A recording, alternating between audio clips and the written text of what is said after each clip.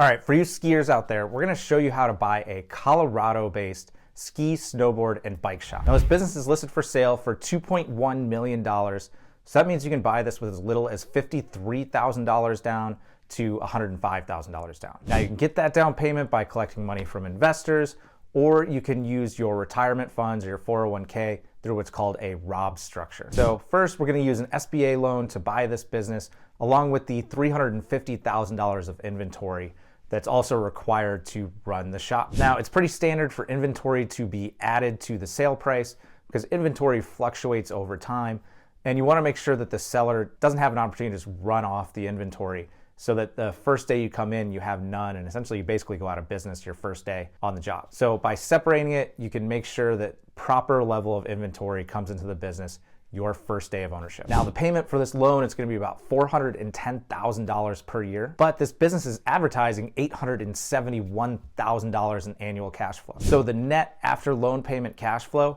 is $460,000 per year. And I know what you're thinking, you're watching this during the summer. I don't wanna buy a ski and snow shop during the summer. Well, personally, I prefer mountain biking, so this is my favorite time to head out to Colorado, so you're wrong. But no, really, what's gonna happen is if you start trying to buy a business at this time of year, it's probably not gonna actually close until mid to late fall. So you're gonna come in right ahead of the busy season. So now is the time to buy your ski and snow shop. Now, overall, this looks like a nice business. We've got a 42% margin, which is unusually high. I really wanna dig in and make sure that that's a real number. And they offer a lot of repair services and bike tuning.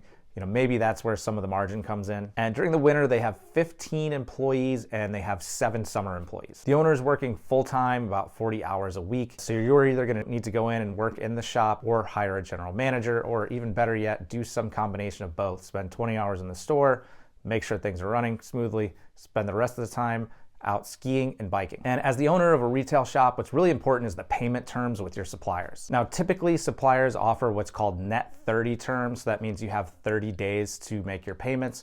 So if you're really skilled retailer and you can turn your inventory within that 30-day period, you can essentially sell the products without having to pay for them yet. So the inventory pays for itself, and that's how really successful retailers grow, is they can turn the inventory faster than what they need to make payments on it. And that's why Costco does so well. They turn their inventory over, I think, somewhere between 12 and 13 times per year. So that means they've sold the product before they need to pay for it.